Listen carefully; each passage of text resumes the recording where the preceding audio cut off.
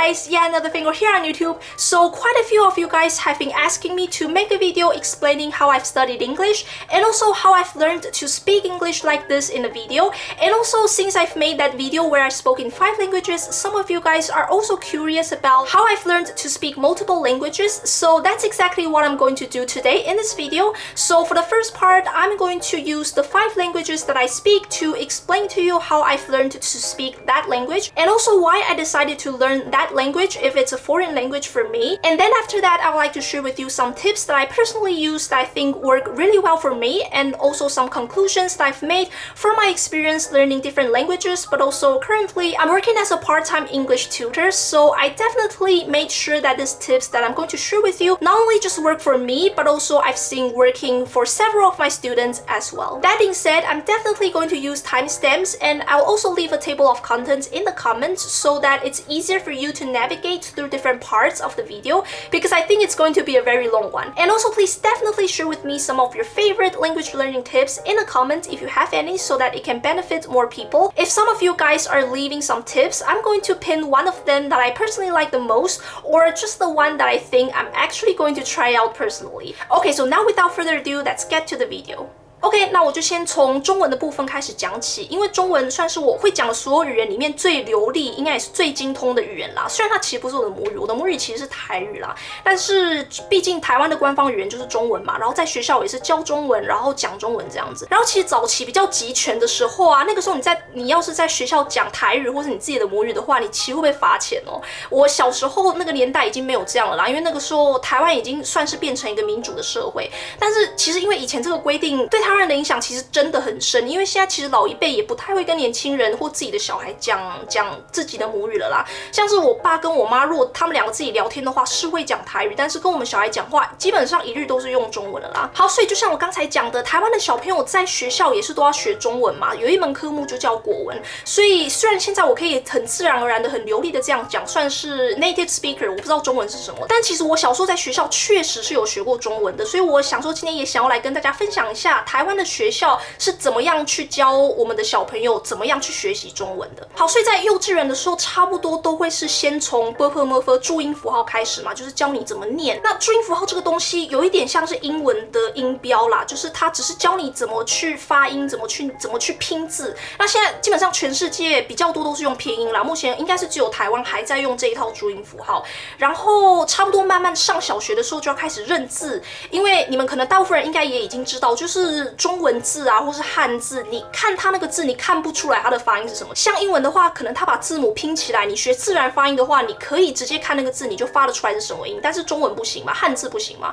所以从国小我们就要开始慢慢学习怎么去认字，怎么去知道它的意思，知道它的发音，然后甚至当然台湾的小朋友我们要学怎么去写嘛。像你们外国人现在学中文的话，可能不一定要学怎么写字嘛，知道怎么认字就可以了。但是台湾的小朋友基本上当然是一定要学怎么写啦。那怎么做呢？就基本上小学他会每天给你规定一些生字，然后回去你就要抄写这些生字，就是写个好几次，可能5遍10遍，然后看你能不能把它记起来。然后中文字里面笔顺也是很重要嘛，所以它上面会标你要哪一画先写，它会标笔画，然后你就要按照那个顺序这样子写。然后我们老师还规定说你要去查字典，查这个字，看用这个字可以造什么词，然后那个词是什么意思。这个超麻烦的。然后差不多开始认一些字之后，一样是国小的时候就会开始给你一些我不太知道那个应该叫文法还是片语啦，反正他会给你一个，比方说虽然点点点，但是点点点，然后你就要用这个来造句，就是虽然怎么样，但是怎么样。然后他会给你一个例句，然后你就是照样造句，然后每天也是照样造句，造很多。然后从这个地方慢慢去学习中文这个语言的句子的结构，还有一些文法这一类的东西，慢慢去把它建立起来。那在小学还在认字的阶段啊，他基本上还是会给你注音符号，然后你慢慢开始认字，他会开始把这些你认过的字就直接写中文字给你看，然后开始慢慢的在注音符号里面掺杂一些中文字，然后慢慢循序渐进。所以可能你1年级刚进来的时候全部都是写注音符号，然后3年级的时候差不多中文字跟注音符号一半一半，然后等到你读到6年级就全部都是中文字了。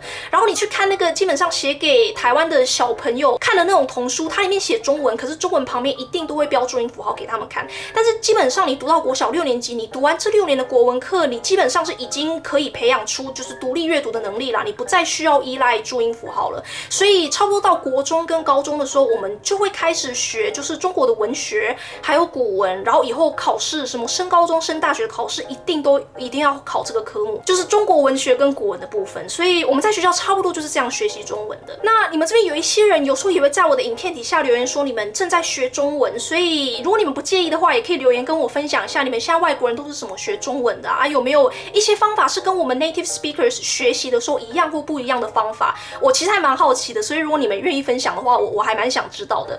那或者是如果你们学中文随时有什么问题的话，也都欢迎可以留言问我，我如果回答得出来的话，我会尽量回答。好，那中文的部分就先到这边咯。好，我今摆来甲你讲为什么我会晓讲台语，这就是因为我两边的阿公阿嬷拢是讲台语的。啊，其实我细汉的时阵嘛，无和阿公阿嬷住做伙啦，但是伫阮兜，阮妈妈嘛是有当时啊会教阮讲台语。啊，就算讲台湾，就侪台湾人讲话拢是安尼啦，就是一句话内底有一部分是国语，有一部分是台语，啊，就会人做伙安尼讲。啊，我其实无学过台语啦，嘛拢是听阮妈妈和阿公阿嬷安怎讲，我就照因安尼。伫学校我头嘛甲你讲过，学校是袂教你要安怎讲台语啦。以前你若是伫学校讲台语，你阁会互人罚钱呢。啊，到我读国小的时阵是有当时有台语课啦，啊，但是嘛无咧创啥，就是唱歌和佚佗。我是感觉比英文课阁较无好啦。这就是为虾米我会晓讲的语言内底，真正就敢若台语我完全无学过，所以其实嘛无虾米好讲的啦。但是我是有咧想，可能有一天我有闲的时阵，我会去上课，上台语课，啊去认真去学要安怎讲台语。所以有一天我若是真正去上课，可能我会讲了比即马较好啦。嘿，就差不多是安尼，台语的部分就到这。Okay, warum lerne ich Deutsch? Ich habe eigentlich schon diese Frage in meinem QA-Video beantwortet, aber ich glaube, dass ich heute vielleicht mehr darüber erzählen kann. Also, ich war einmal wegen einem Musiksommercamp in Österreich für einige Wochen, hatte viel Spaß und habe ich auch viele Freunde aus Österreich kennengelernt. Da kam mir erst einmal die Idee, irgendwann Deutsch zu lernen. Und dann, als ich in Uni war, habe ich endlich angefangen, Deutsch zu lernen. Es dauerte ungefähr ein Jahr, aber danach habe ich nach Schweden geflogen, um dort für 6 Monate als Austauschstudentin zu studieren. Ich war auch in Australien für 6 Monate nach Schweden. Deswegen für dieses ganze Jahr habe ich gar nichts Deutsch gesprochen oder gelernt. Natürlich habe ich auch viele Deutsche getroffen, aber damals war ich nur in Niveau A1. Also es gibt Niveau A1, A2, B1, B2 und C1. Im Niveau A1 konnte ich einfach nicht mit ihnen Deutsch sprechen. Und dann war ich zurück in Taiwan und habe ich mit Deutschkurs weitergegangen. Dieses Mal habe ich fast das A2-Niveau beendet, aber nachdem ich meinen Abschluss gemacht habe, hatte ich wegen der Arbeit keine Zeit. Deshalb habe ich noch einmal Pause gemacht. Ein Jahr später, idealerweise, hatte ich diesen Plan, in Deutschland zu studieren. Damals musste ich innerhalb von 2 Monaten die B1-Prüfung bestanden. Habe ich jeden Tag 6 Stunden studiert und war erfolgreich. Leider wurde mein Visumantrag abgelehnt. Infolgedessen wurde der Plan geändert, habe ich für kurze Zeit als Dolmetscherin gearbeitet. Der Professor, für den ich gedolmetscht habe, war eigentlich Österreicher, aber wir haben gar nicht Deutsch gesprochen, sondern nur aus Englisch die ganze Zeit und natürlich damals habe ich auch nicht mehr Deutsch gelernt. Letztes Jahr eine Freundin von mir hat mich einen Online-Sprachkurs empfohlen. Für einige Monate habe ich jeden Tag Deutschkurs teilgenommen, aber nach dem Kurs habe ich noch einmal Pause gemacht und jetzt habe ich schon fast ein Jahr nicht mehr Deutsch gelernt. Und ja, deswegen ist es immer so, dass dass ich ein bisschen Deutsch lernen und dann aber Pause machen und dann weitergehen und so weiter. Meine lieben deutschsprachigen Zuschauer, ich entschuldige mich, dass ich so oft Pause gemacht habe, aber ich verspreche, irgendwann nach meiner Japanischprüfung, vielleicht später dieses Jahres, werde ich weitergehen, weil ich auch unbedingt die B2-Prüfung bestanden will. はい、では日本語の勉強について去年始めたから今まで1年ぐらい勉強し続けています。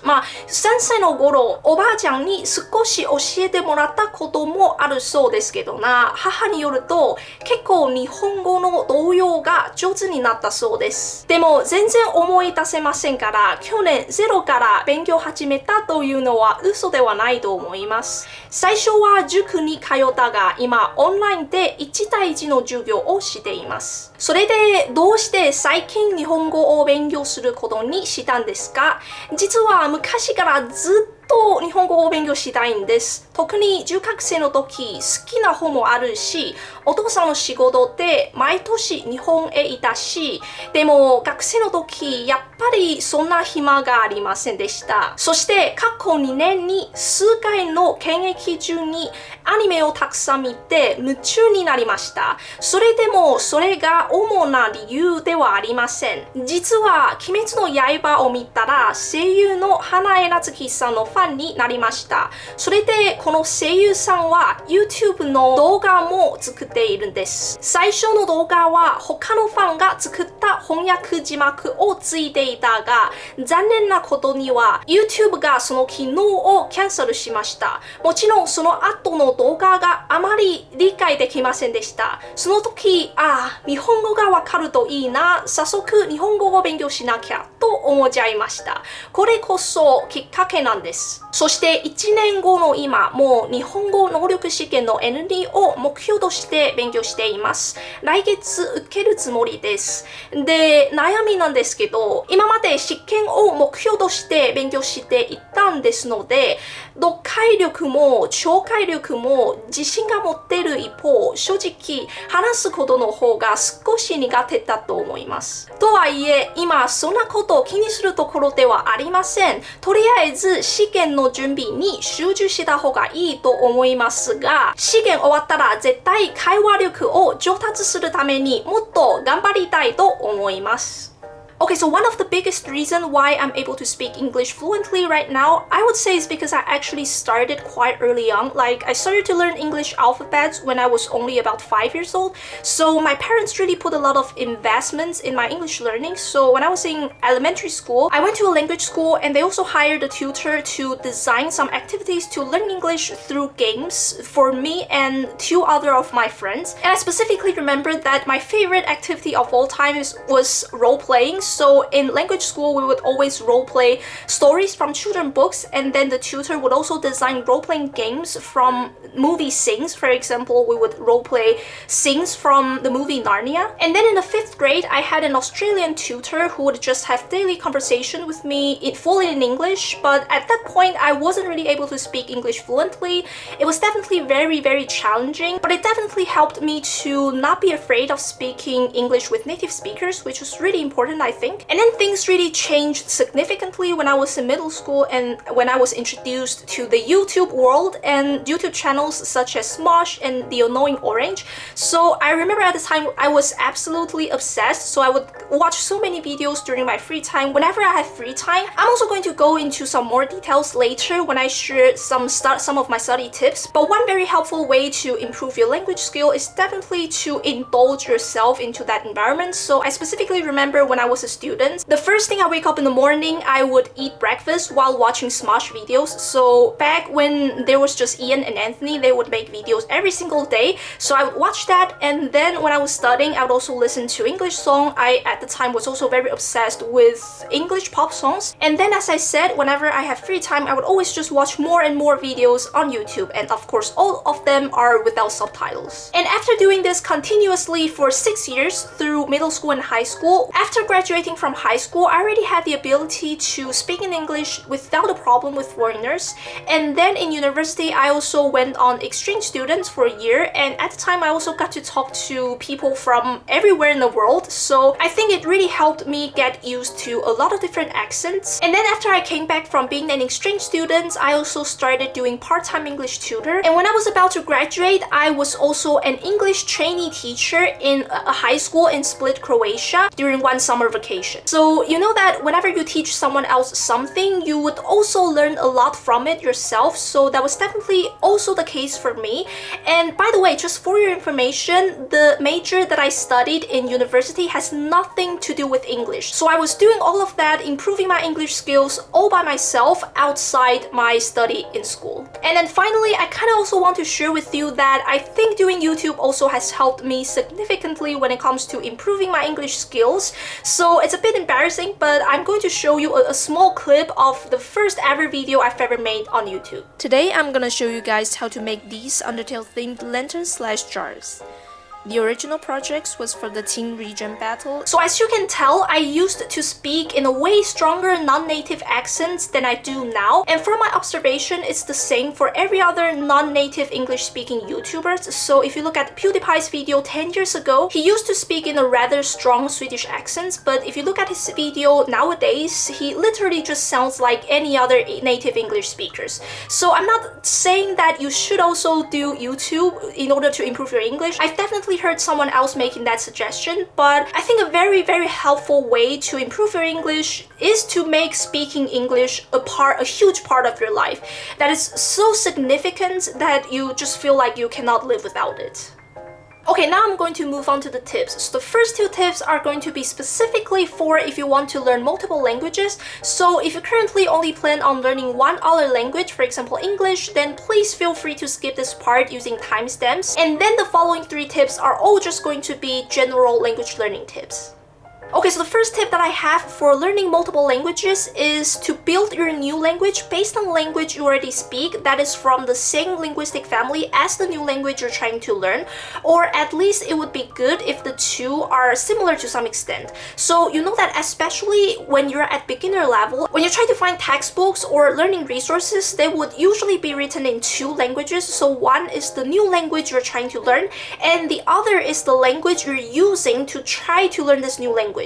And I generally find it a lot more effective when these two languages are from the same linguistic family, or if they're similar to a certain extent. So for example, when I first started to learn German in Taiwan, most textbooks or learning resources I can find here are written in Mandarin Chinese and designed specifically for native Chinese speakers.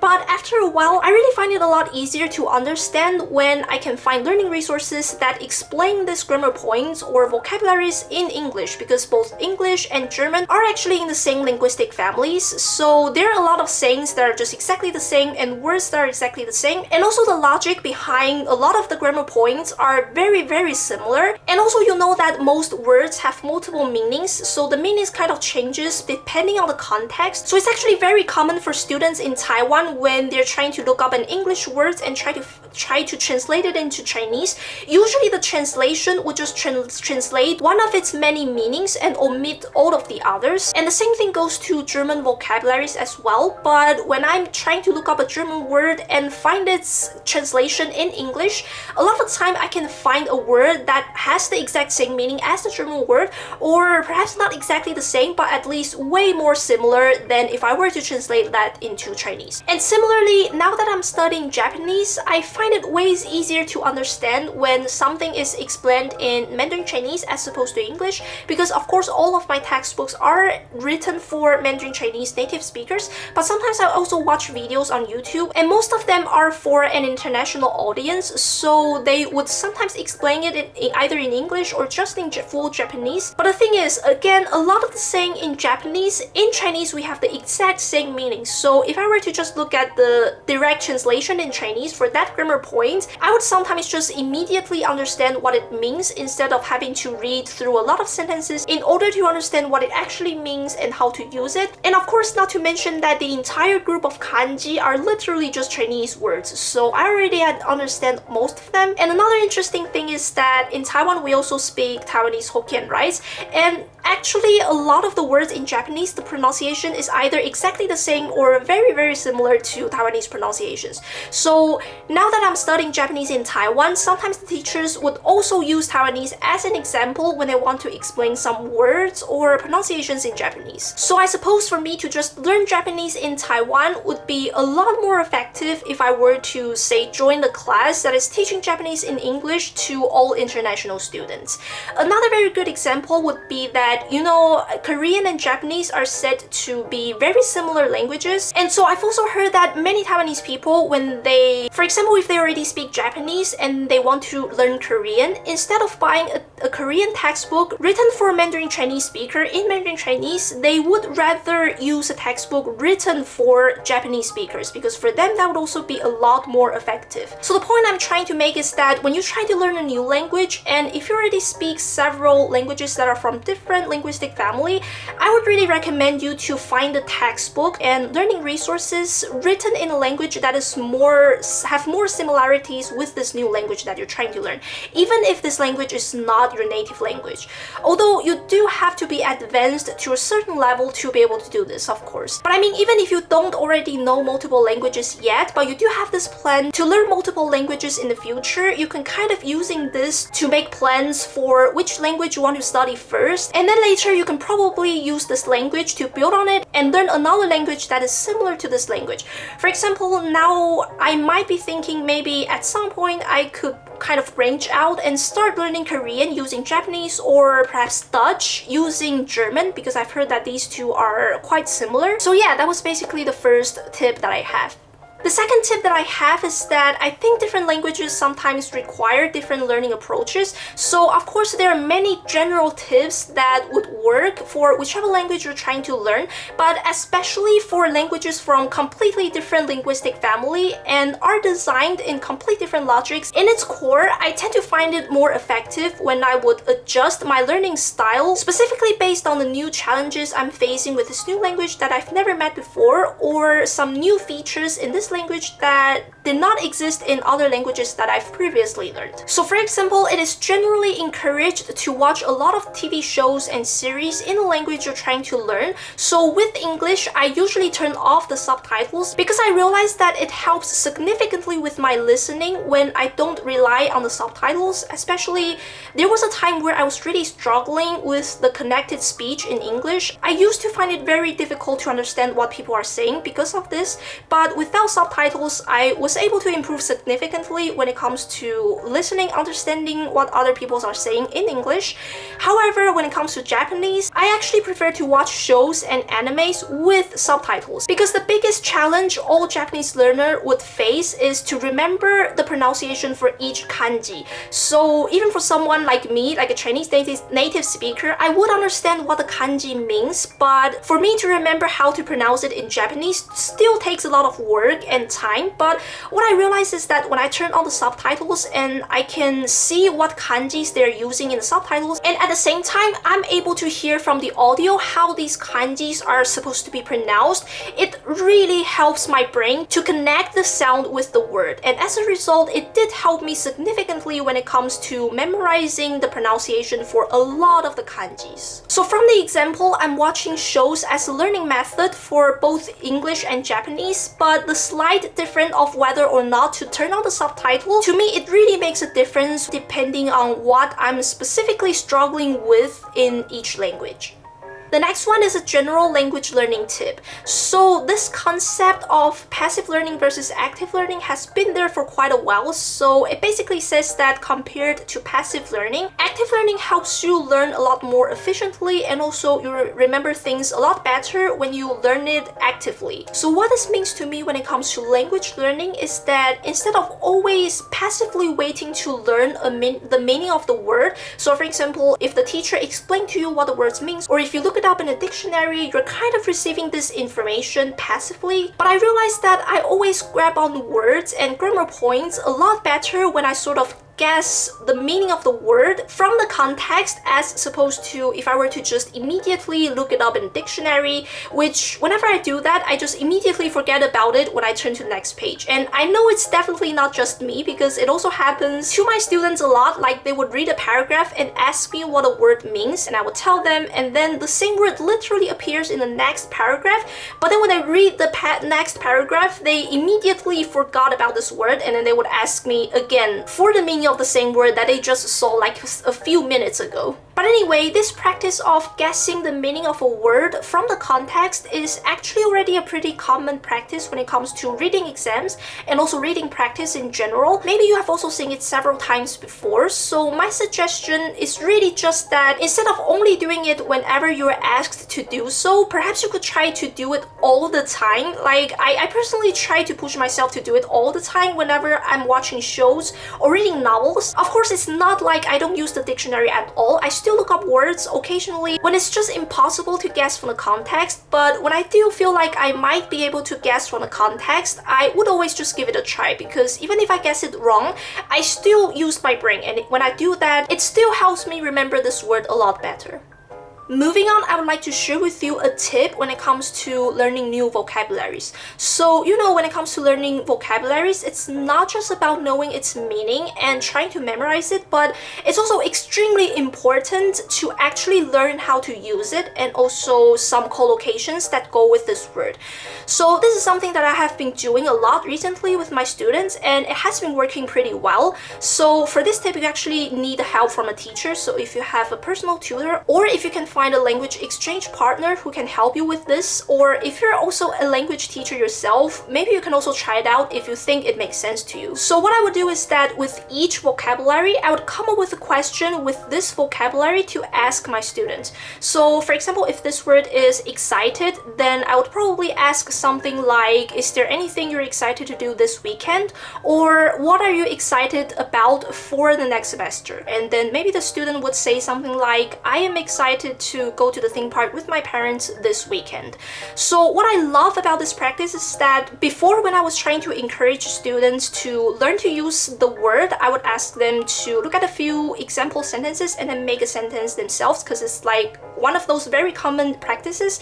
But usually what happened is that at the beginning, when they had absolutely no idea how to use the word, they would sometimes just make really simple sentences. Like if it's an adjective, they would just say, I am excited, full stop, or she is depressed, full stop, or he is lazy, full stop. So obviously this type of sentences really doesn't help that much when it comes to learning how to use this vocabulary. But after I started to do this practice with them, where I would ask them questions in advance, what I realized is that now they're more capable of making long sentences. Usually these are the sentences that they use to answer the questions. So maybe now, instead of just I am excited, they will be able to write something like, I am excited to go to the theme park with my parents this weekend. So obviously it's already a huge upgrade. And if you have noticed, excited to do something, excited about something are both very common prepositions that goes with the word excited. So now the students are not only able to make longer sentences, but also they're using the right prepositions that usually goes with the vocabulary that they're learning. So with this practice, when a teacher is designing the questions, it's also very important to throw in a few words that go with the vocabulary. And then this practice is going to become really helpful for students to learn how to use this word and also the collocations. So yeah, if you've never tried this method, maybe you can try it out with your tutor, or maybe you can ask your language exchange partner to help you come up with the questions. This is also how I've been learning Japanese vocabularies and grammar point with my tutor, and from experience, it definitely helps significantly when it comes to getting the collocations right from the beginning.